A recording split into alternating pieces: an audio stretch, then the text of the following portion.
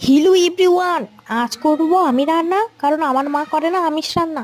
সাবাস, হেভি বানালাম তো। যাই হোক, দেখো আজকে করবো চিংড়ি মাছ, তার সাথে একটা স্পেশাল জিনিস আছে, ওটা তোমরা পরে দেখতে পাবে। যাই হোক, শুধু চিংড়ি মাছ না, পটল চিংড়ি, পটলটা ভাজা হচ্ছে। প্রথমে ভয় পেয়ে গেছিলাম, তেল সব খেয়ে নিল, তারপর ঢাকা দিয়ে ওকে সেদ্ধ করে রান্না করছি। তারপরে দেখো চিংড়ি মাছটা ভাজা হয়ে গেছে, তোমাদেরকে লুকিয়ে লুকিয়ে এখন করব আমাদের চিংড়ি মাছের রান্না ম্যাজিক, সেটাও কমপ্লিট।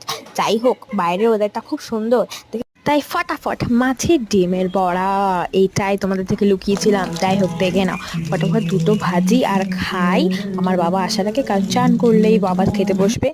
আর যা সুন্দর ওয়েদারটা না ছিল, কি বলবো, হাতে পকোড়া, পকোড়া না বড়া, আর এত সুন্দর ঠান্ডা ঠান্ডা হাওয়া, উফ, আর সাথে গান তো চলছিলই, কি যে বলবো সুন্দর। দেখো, চান করে ফেলেছি, বাবাও চলে এসেছে, মা করেছিল শাক কুমড়ো ভাজা, আর আমি করেছিলাম এত সুন্দর সুন্দর রান্না। বাবা দেখো